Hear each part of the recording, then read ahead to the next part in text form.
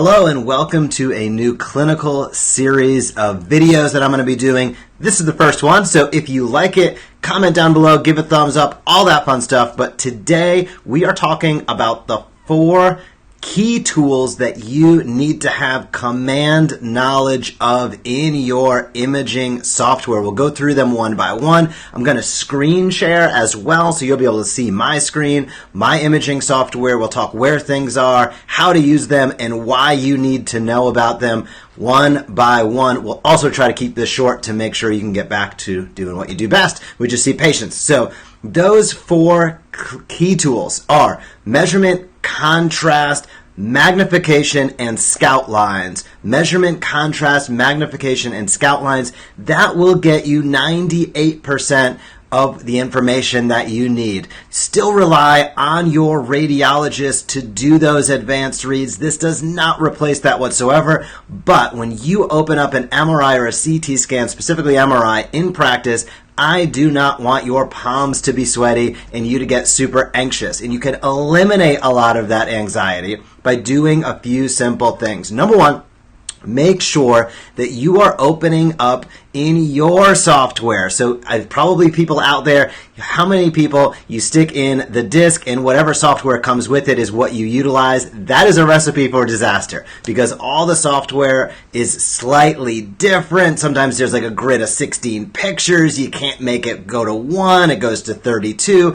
Using different imaging software all the time is not a good way to go about looking at images. So there are 2 software packages, 2 pieces of software that make it really, really easy. If you are a PC person, then Radiant Viewer, I believe it's free. I'm a Mac guy. We'll talk about that in a second. But Radiant Viewer is or should be or can be your go-to imaging software.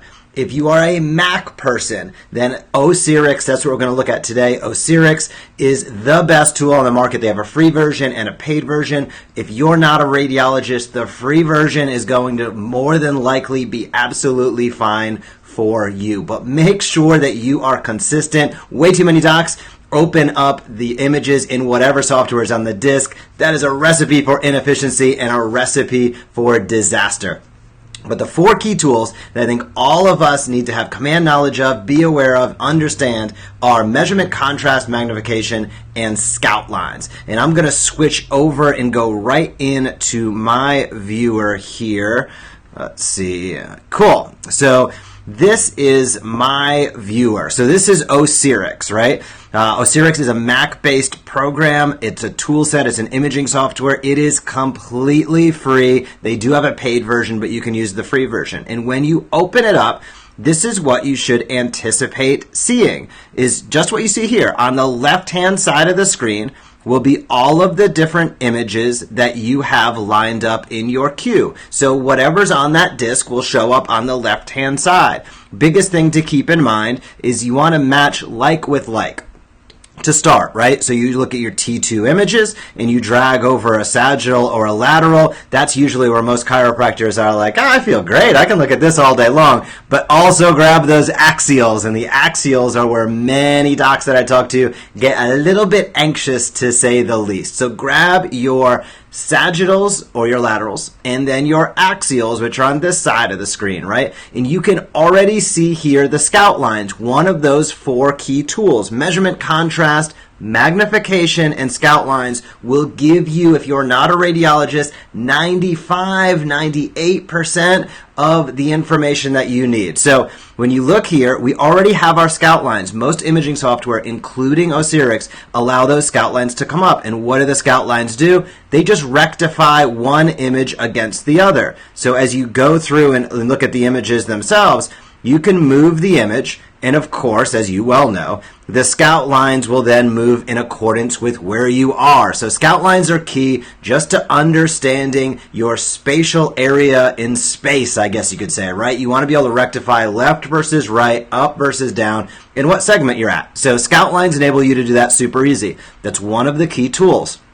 The other 3, measurement, contrast, and magnification, are all located in the same area in almost every software package you open up. All you have to do is go to the middle at the top, and you will see a cluster of tools. At the middle of nearly every single radiology software, at the top of it, you will see this cluster of tools.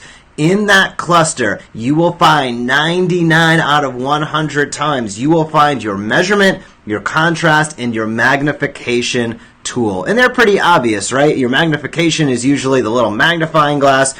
Measurement, of course, looks like a little measuring tape. It's hidden behind something on my screen right now because I'm doing picture-in-picture. And then your contrast as well allows you to go up and down with the contrast of the image, as you can imagine, to make sure that you are in line with what you want to be doing. I'm going to try to switch over there. Cool. So if we go to a measurement tool, you can see simply here, a measurement tool allows you to measure what's going on. So you're able to just drag and drop and measure the distance between two items. Very important when you're measuring canal space, anything, sometimes we measure the IVFs, but specifically related to central stenosis or a spondy, measurement is clutch. You can see how that happens right there.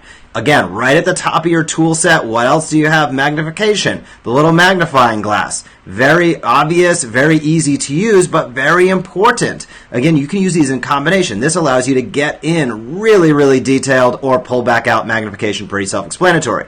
In contrast, thankfully, the days of throwing up hard images and shooting them poorly, knock on wood, are over. So contrast allows you to change things up and not be at the whim of a single, static image, right? You're able to see all of these things, all of these tools are to enable you and help you to see what's going on with every individual patient at any given time. So again, I recommend, big recommendation right off the bat, make sure that you are using a consistent software. Radiant if you're a PC person, Osirix if you're a Mac person are two great programs to utilize that I believe both have free versions.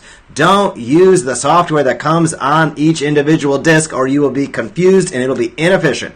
Secondarily, those 4 tools, scout lines, enable you to rectify one angle, one plane of motion or plane versus the other. Scout lines are super important for that. They're essential. Number 2, magnification allows you to zoom in and out of that picture. Those are going to be, these next are clustered at the top. Magnification, contrast, and measurement. Contrast, brighten and darken that image so you can see what's going on.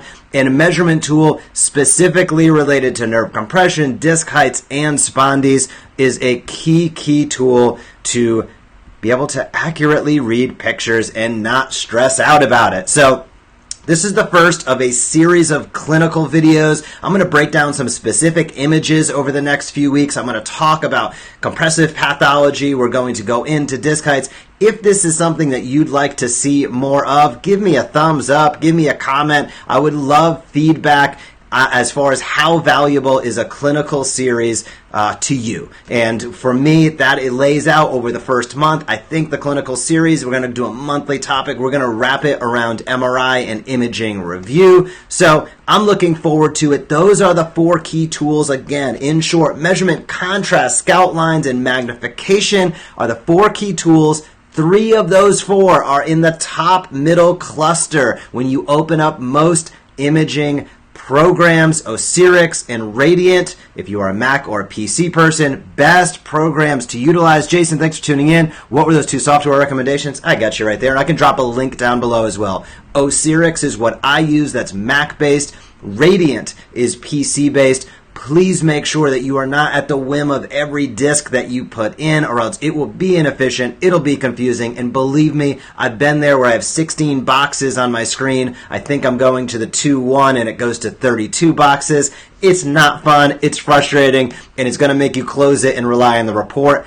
I know we can do better. I think we all should be looking at the imaging because we have the luxury of seeing the patient. The radiologist does not typically. We see the patient, we see the functional aspects of what they're going through, and correlating that. Again, people are not their images. The images are an interpretation of what's going on the inside. It's our job to delineate what matters, what doesn't matter, and give our patients the best course of action. And to do that, we have to be able to look at the images efficiently. We have to be able to understand what's going on, and we have to be able to manipulate the images to see what we need to see, to discover what we need to discover. And these 4 tools, measurement, contrast, magnification, and scout lines, are where we all need to start. So I kept it at just under 10 minutes. I can't believe it. Under 10 minutes, that's a clinical pearl.